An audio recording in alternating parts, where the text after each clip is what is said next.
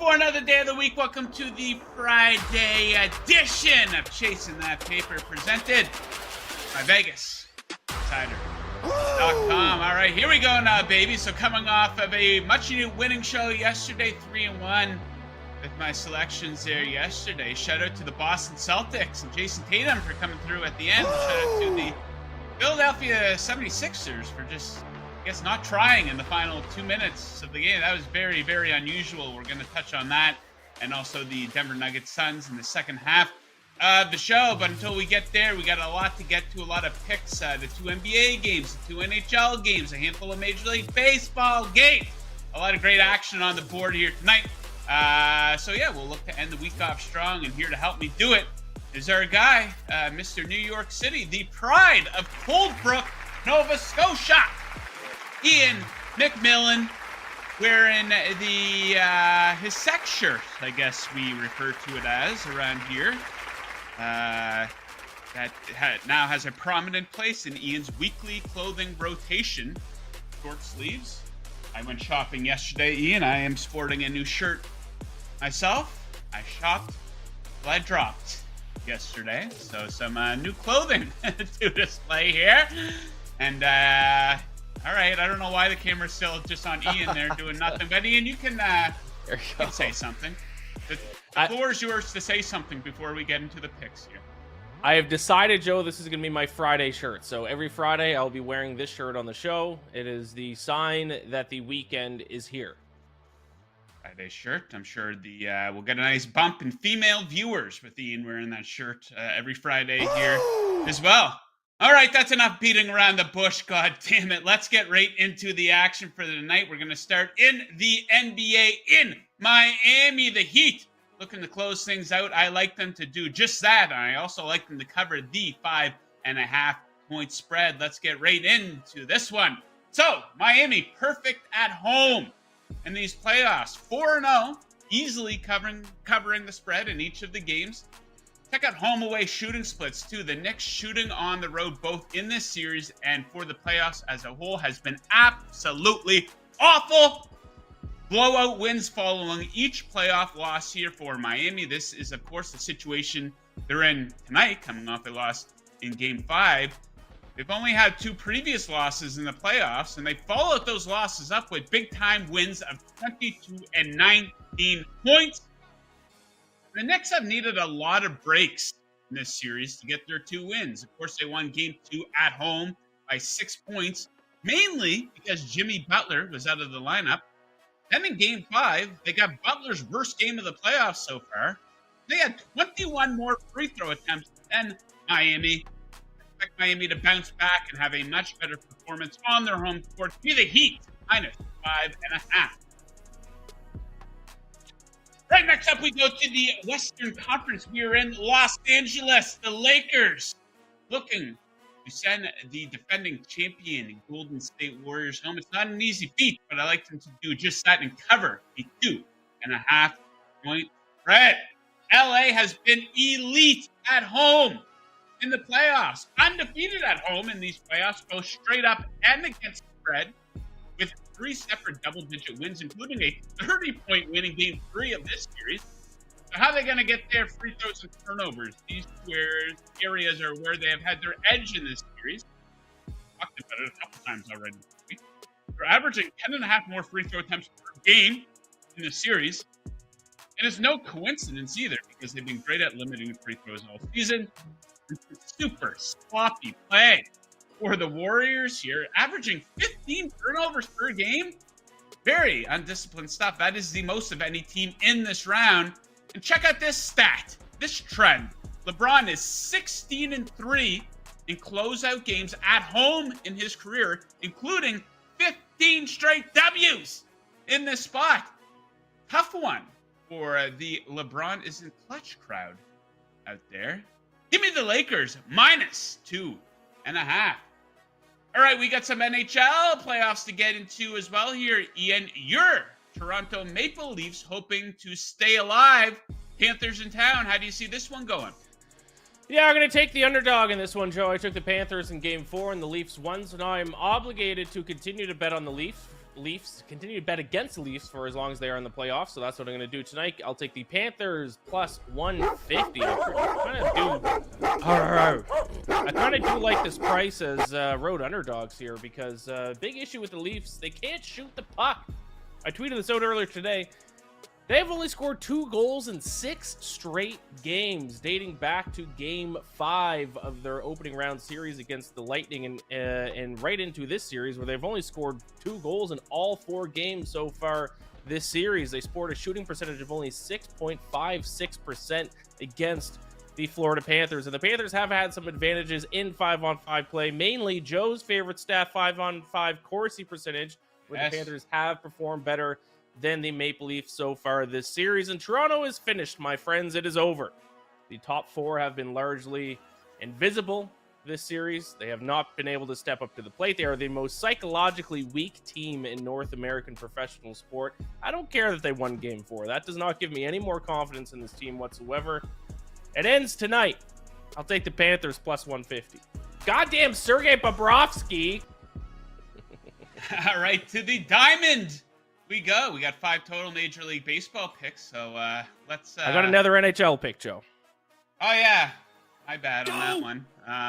Western Conference, we got the... Hey, it's Friday. Give me a break. I'm in party mode. Oilers versus Golden Knights. How do you see this one going?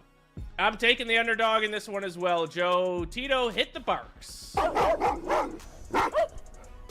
Give me the Golden Knights plus 115 against the Oilers here. Just like the Panthers, the Golden Knights have been winning the 5-on-5 battle in a few key areas, most notably expected goals, which some would say is the most important advanced metric. So far this series, averaging 2.58 expected goals per 60 minutes during 5-on-5 play. The Oilers down at 2.36. I also cannot trust the Oilers goaltending. I know Stuart Skinner is coming off a strong performance, but overall in the postseason, he has an .895 save percentage, and he has folded in important key pivotal games. Don't forget, he almost handed the LA Kings Game 6 in the opening round.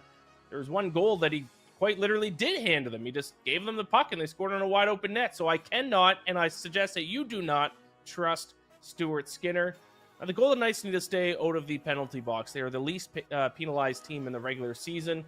But now in this series, they have been shorthanded for 25 minutes and 23 seconds so far this series. That's not good because the Oilers have the best power play in the entire NHL. And this series is only tied up at 2 because of that Oilers power play. If the Golden Knights can stay out of the box like they did for the majority of the regular season, I think they can win tonight's pivotal Game 5. So I'll take the Golden Knights as home underdogs plus 115. All right, now we go to the diamond. 5 total picks. We're going to go back and forth here a little bit. Let's start things off in Minnesota, where the Dinky Twinkies are playing host to the Chicago Cubs. First 5 total of 4. And this one, give me the under. Absolutely love this one. So check out Sonny Gray, a 0.72 ERA at home for him. That's across 4 starts and 25 innings of work. 33 strikeouts to 6 walks in those games. Super efficient. He faces a Cubs lineup that's been fairly average versus right-handed pitching over the past few weeks while striking out at a high percentage. The Cubbies will be countering with Drew Smiley, the pride of Little Rock, Arkansas. Come on now. And this man is on a very efficient run. 2 or fewer earned runs allowed in 6 straight starts. A 1.87 ERA in the span with a .80 whip. This man deserves our respect, goddammit. He's facing a Twins team that comes in at 24th in OPS versus lefties over the last 2 weeks. Give me F5 under 4 for Cubs and Dinky Twinkies. All right, over to Ian. What do you got for us, Ian? Yes, I'm going to stick with the pride of Little Rock, Arkansas. Tito, do you have a pig? Do you have a pig sound effect? Nope, sound effect. Because, of course, Arkansas Razorbacks in Little Rock. I don't think Drew Smiley went to Arkansas, the school, though. Anyways, regardless, I'm going to stick with Drew Smiley. I'm going to take over 4.5 strikeouts for him tonight at -125 because he gets to take on a Twins team That stinks in the strikeout department against lefties. Second highest strikeout percentage against left-handed pitchers this season, striking out on 28.4% of plate appearances against lefties. And Drew Smyly has regressed a little bit in the strikeout department his last few games, but don't let that sway you. Only 3.66 strikeouts per game over his last three. But all three of those opponents rank in the top half of strikeout percentage against lefties, including a game against the Nationals, who have the lowest strikeout percentage against left-handed pitchers in Major League Baseball. And now he gets to take on, like I said earlier, the second worst team in that category. Also, Drew Smyly's coming into the start with a little bit of extra rest. 5 days of rest heading into the start instead of the standard 4. So hopefully that should help him get a couple more Ks. Give me Drew Smyly over 4.5 strikeouts at -125 against the Twins. All right, next up, let's target a team that's emerging as a bit of a favorite here at Chasing That Paper. We won't call them a Chasing That Paper darling just yet. Of course, I'm talking about the Kansas City Royals. Going to take the over on their team total of 3.5, coming in with odds of +115 tonight. In Milwaukee, they are facing Corbin Burnes. And it's been a bit of a mediocre start for Burnes. Apart from Cy Young level stuff, for Burnes, who isn't mowing them down like we're accustomed to. He comes into action with a 3.86 ERA. Not bad by any means, but the opponent has scored at least 4 in 5 of his 7 starts, including all 3 at home. And I've been saying this all week. Great numbers versus right-handed pitching for the Kansas City Royals. 3rd in OPS versus righties over the past 2 weeks. A lot of home runs, a relatively low strikeout percentage. The boys are coming around. And even if they don't get to Burnes, they face a Brewers bullpen that is absolute bullshit. 29th in FIP with a 5.45 ERA for the past 2 weeks. They are struggling right now. Give me the Royals to score at least 4 +115. All right, back to Ian. What are we looking at? They're going to stick with the player props here. I'm going to start targeting a few batter props instead. I usually stick to strikeout props, but let's explore this little area, see how this works out for us. And I really like this spot tonight. It is Jesus Aguilar over 0.5 hits. I think I nailed it. I was practicing. At -155. His splits against lefties are absolutely insane. So he's only batting 170 against right-handed pitchers, but all the way up to 394 when batting against left-handed pitchers this season. That is the 7th best batting average amongst all batters with at least 30 plate appearances this season against lefties. Tonight he will take on Martin Perez of the Texas Rangers, and he has been struggling on the road this season. 1.54 ERA at home, 4.91 ERA on the road with a 1.558 whip. He has allowed 32 hits and 25.2 innings pitched on the road. And I know a -155 bet isn't exactly going to get you juiced up in the morning, but I'm going to suggest to lay the juice. I'm actually going to make this a 2-unit play. Let's get excited about -155 action. You got to look at these splits. They are insane. Jesus Aguilar over 0.5 hits. He just needs 1 at -155. There we go. Beautiful stuff from Ian. And let's stay in this game. Rangers, I'm going to take over on their team total. It's number set at 4.5. You get that at -130. So Ken Waldichuk gets the start here for Oakland. And we faded this guy a handful of times already this season. We will absolutely do it again because he is getting absolutely obliterated this season. A 7.25 ERA across 36 innings of work. He should be shaking in his boots because the Rangers rake versus left-handed pitching, 6th in OPS versus lefties over the last 2 weeks. And the A's bullpen is getting just absolutely demolished. A 6.90 ERA over the last 2 weeks. Easily the worst bullpen in baseball. I think they're rewarding the few fans that show up to actually watch them play by giving a few of them an opportunity to get out there and throw some innings into relief. Experience being a big league pitcher. A new promotion this season in Oakland. That absolute dump of a stadium they play at. And the A's, they're allowing a Major League Baseball high 7.51 runs per game. I absolutely love this bet. Give me the Rangers to go over their team total of 4.5 runs. Yeah, baby. Does it for the pick section of the show. A lot more coming up here in the second half. But guys, if you like the show, it's very easy to let us know that you do like it. All you got to do Just hit that like button down there. And if you don't like the show, just let us know why. Hit up the comments section. We got thick skin around here. We're used to a lot of bad beats and people saying mean things to us. So if you have any suggestions for us, let us know. And maybe we'll consider them depending on what those suggestions are. So if you're looking to get some action in tonight, guys, I highly recommend placing that action over at BetMGM, the king of sportsbooks. We have an exclusive offer just for Vegas Insider fans. Sign up with BetMGM. Use the promo code VI bonus match. You will get up to $1,100 of your deposit matched by BetMGM. That's code VI bonus match, all one word, no spaces, for a first bet deposit offer of up to $1,100. Visit BetMGM.com for terms and conditions. You must be 21 years or older to wager. Offers for new customers only. BetMGM, the king of sportsbook.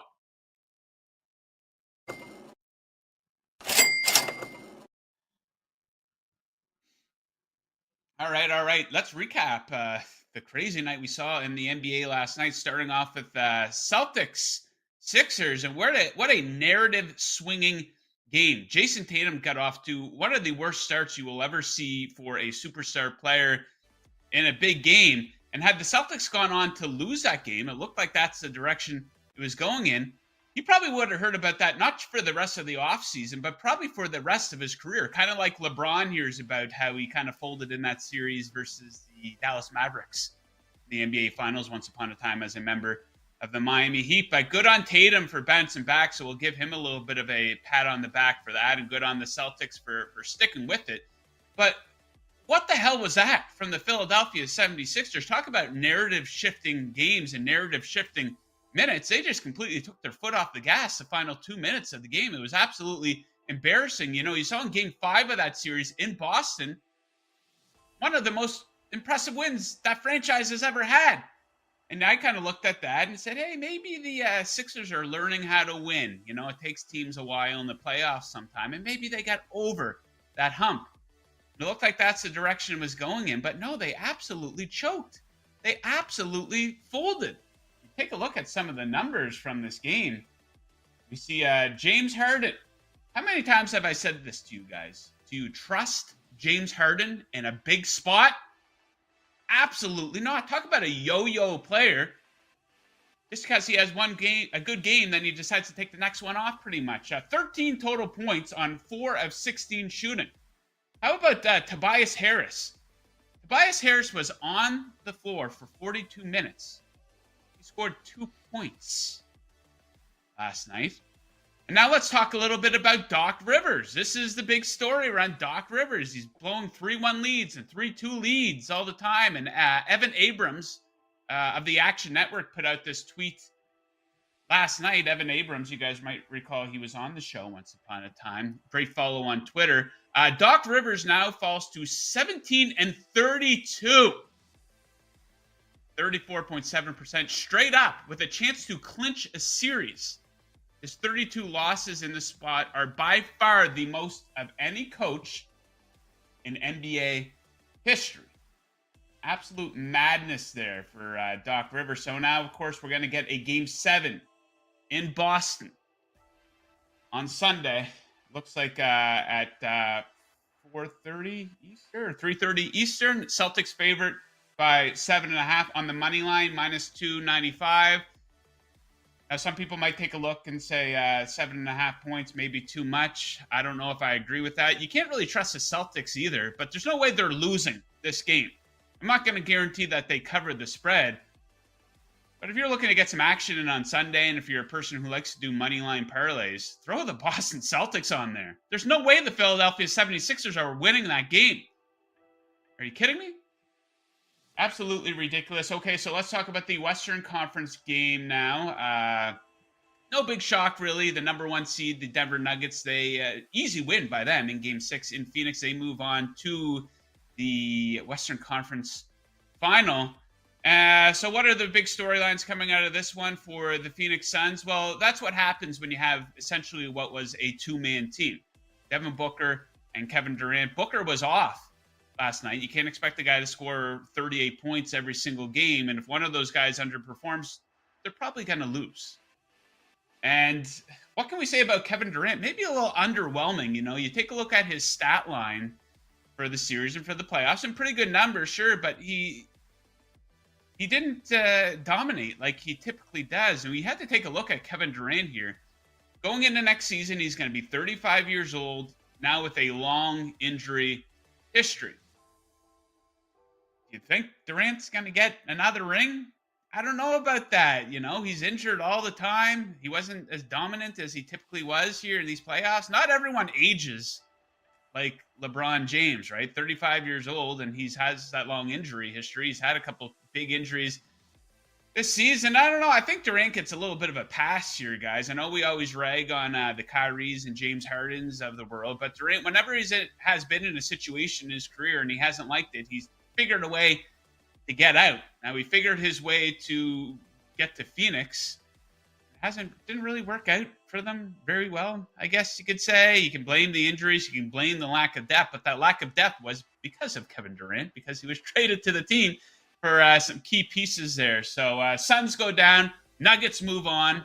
As you recall, I bravely predicted the Nuggets would be the NBA champions after my original pick, Milwaukee Bucks, went down. Okay, so let's shift over to the NHL here, our favorite segment on the show, what is quickly becoming the favorite of many. Our Maple Leafs fan mental health check lives to see another show here. We'll get to address it on Monday as well here, depending on what happens over the weekend here, of course. But you guys know Ian is our resident Maple Leafs diehard. And Ian, what I see here is real potential for Maple Leafs, the team stringing their fans along here a little bit. Like, a lot of people were fine to just resign and say, okay, they're not going to win this series. They're probably going to get swept. Of course, they go on to win Game 4. Now we see them favored on their home ice here tonight. Are you giving them a chance? I know you're picking Florida, but what if the Leafs win tonight? Are you willing to open up your heart a little bit once again? If the Leafs win tonight, I will open my heart up a little bit. I didn't watch Game 4, and I will not watch tonight either. In protest, they have to earn back my viewership. But if they do win tonight and they force a Game 6, I'll watch. So that's probably when they're going to lose. But yeah, them winning Game 4 did nothing for me. I will say it did one thing for me, and that was I heard some people saying, if you don't win a game in the second round of the playoffs, did you even really advance past the first? So we at least won one game, so people can't say that. We did win a game in the second round of the NHL playoffs for the first time since 2004, so I'm glad that narrative got killed. But outside of that, I mean, like I said, when I made my pick, the Leafs have scored 2 goals in 6 straight games. I will also say I do kind of like Joseph Wall. The backup goalie who's now gone in for them, the young guy that they have. Whenever they started him in the regular season, he played really well. And he played really well in Game 4. So maybe that switch at goaltender, even though it wasn't one that they made on purpose, they had to do because Samsonov got hurt. Maybe that's going to spark something in this team. But no, here we go. The maybes are coming out now. He's opening his heart up to the team again. He's opening his heart. They have to win tonight. In his mind. If they win tonight, I'll watch Game 6 and I'll have some hope. But I expect them to lose tonight. All right, here's my new prediction for this series. I originally predicted that the Florida Panthers would sweep them, but it wasn't to be. So I'm predicting a different type of heartbreak here for the Leafs and their fans. I think the Leafs come back and even the series at 3-3, which creates a lot of hype for a Game 7 in Toronto. And then in Game 7, the Leafs get absolutely shit-canned and lose 5-1. That's pretty realistic, don't you think? Given the history of the Toronto Maple Leafs? That would be typical. Or force a Game 7 and then it goes to overtime and then they lose in overtime in Game 7. After all that, coming back and forth, they'll find a way to lose in heartbreaking fashion, I'm sure. It's going to be dramatic. No doubt about it. So, unfortunately, last night in the NHL, CTP Darling, I jumped on the bandwagon. You guys know I'm a Penguins fan. But, the New Jersey Devils, I had picked them to win the Stanley Cup. They just got it absolutely handed to them by the Carolina Hurricanes. It was the first time all season yesterday where I picked against the Devils. Hurricanes take care of business at home in overtime. So, Ian, what do you think of the Hurricanes going forward? They beat the shit out of the Devils. No need to sugarcoat it, right? Yeah, I mean, the Hurricanes were both my preseason and pre-playoff pick to win the Stanley Cup, so it's not Oh, totally surprising for me. I think I did pick the Devils to win the series, though, because the Hurricanes are so banged up. It's impressive that they've been able to do this without their top three forwards this past series. So, but I think the Devils showed their lack of playoff experience in the series. They had, I think, 5 delayed games penalties in the playoffs, one which led to the game-winning goal for the Hurricanes. But yeah, the Hurricanes are going to be dangerous. They just play a very strong style of play that doesn't give up a lot of high danger scoring opportunities. So, yeah, the Hurricanes are going to be are dangerous. They're, even with the injuries, they're live to win the Stanley Cup. oh yeah, Fredrik Andersen, the pride of Denmark. Okay, let's move over to the NFL. We'll touch on this NFL schedule, which the full thing finally came out yesterday. We've been touching on it here the past couple of days on the show, but the primetime schedules came out. The Sunday night schedule, absolute banger after banger after banger. The Monday night schedule, a little bit underwhelming to start the season, at least. In the Thursday night schedule, kind of typical of a Thursday night schedule. A couple diamonds in the rough there, I suppose you can say. But for my Miami Dolphins, let's take a look at their schedule here coming up this season. A few breaks for the Dolphins here. Most notably, they don't play a team coming off a bye, and they don't have a true Thursday night football game. They have the Black Friday game this year, but Miami may be screwed here a little bit in September. They typically have that big home field advantage in September with the teams coming down to play in that heat and humidity in Miami, but just one game at home here for the Dolphins in September, so a bit of a disservice done to them there. The back end of the schedule, though, after the bye, a lot of home games, a couple gimmies there, it looks like, too, potentially, with the dinky Washington Commanders and the Tennessee Titans, who will come to town. The Ryan Tannehill revenge game, the homecoming for Ryan Tannehill. Yeah, we'll see what the Jets are made of, but we take a look at that week 1 matchup for Miami in LA versus the Chargers. I think that was the Dolphins' worst loss of the season in 2022 for a number of different reasons. Miami fans, myself included, built that game up so much. It was Tua versus Herbert, and all the detractors who said the Dolphins fucking blew it because they picked Tua instead of Herbert, which they probably did. Let's be fair. Then the Dolphins showed up and they played. It was absolutely pathetic on both sides of the ball, Tua included. So they'll have an opportunity to right a little bit of a wrong there. So right off the bat, would I have preferred the dinky Washington Commanders coming to town in week 1? 100%. You want to get off to a good start.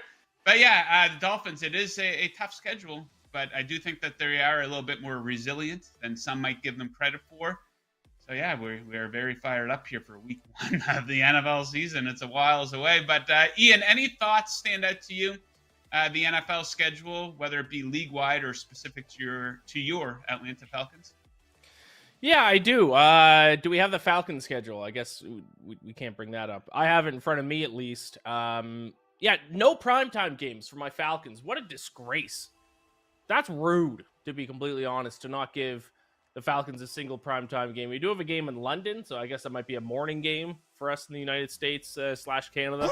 But other than that, no primetime games. I said last night, I tweeted this out, that I think we can go 8-0 to start the year. We have an extremely easy schedule.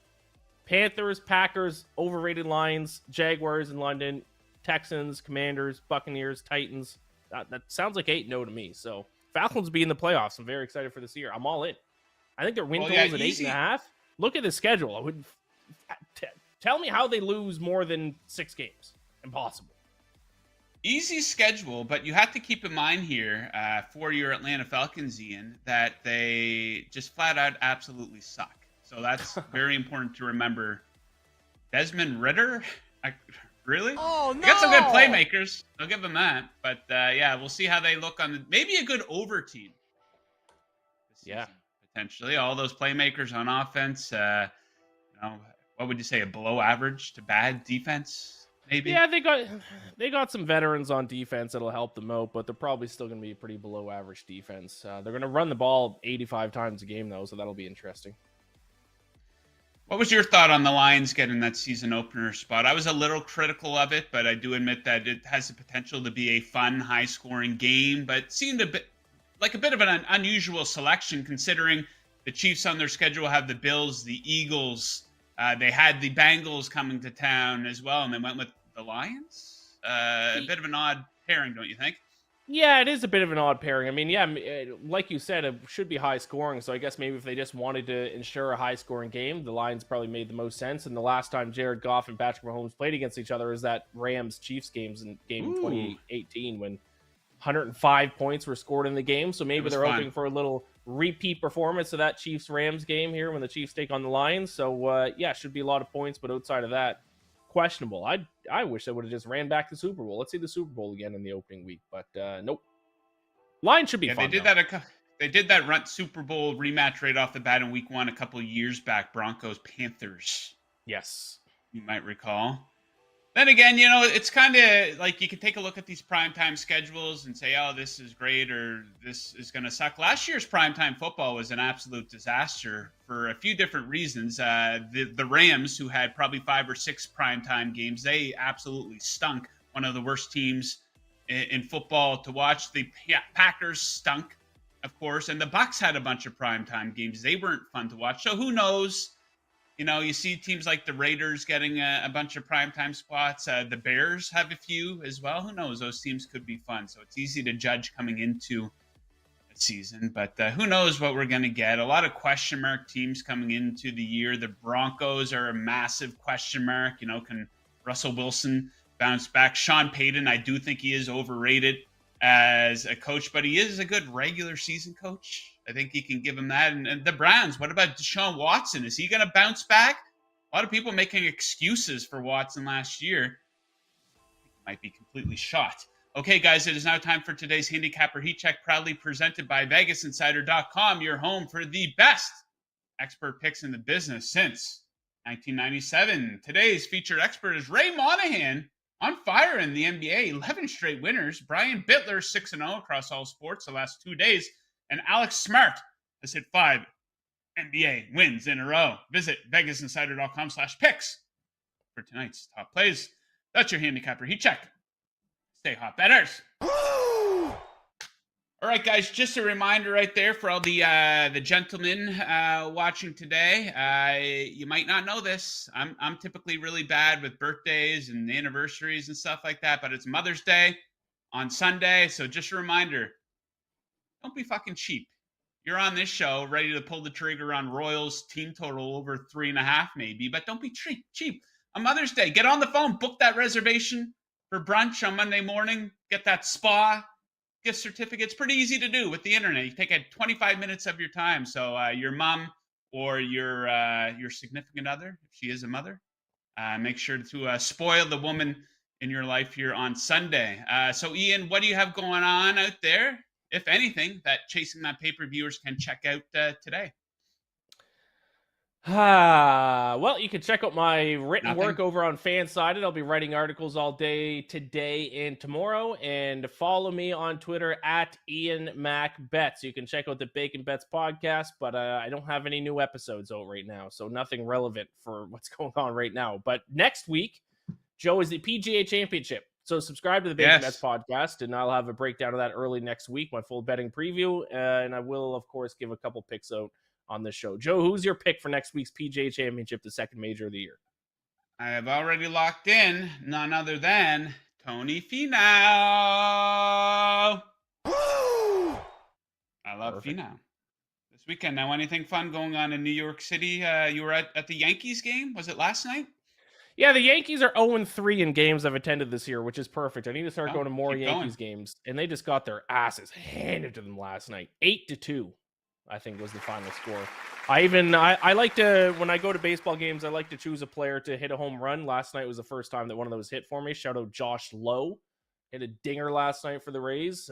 Cashed me a nice little bet there as well. And my Rays money line bet. So I won some money last night, had a couple beer, and watched the Yankees get their ass kicked. It was a great time. Couldn't have been better. Now, what do they charge for a beer at Yankee Stadium? The beers are like the tall boy beer, so it is a pretty big one, but I think they're like $16, $17. It's not cheap.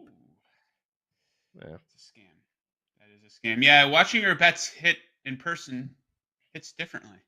Yes. Or lose in person. It doesn't really kill the experience, but it can, I guess, depending on how much you're actually betting on the team or the player in that given situation. Okay, guys, that does it for today. We will be right back with you on Monday, same time, same place. Ian will grace us with his presence once again, so we do look forward to that. So that does it for today. We thank Ian once again for joining us. We thank producer Tito once again for producing, and we thank you, dear viewer, for checking us out. Once again, best of luck with your bets tonight, unless, of course, you're fading us. Don't forget about Mother's Day. And as always, keep chasing that paper.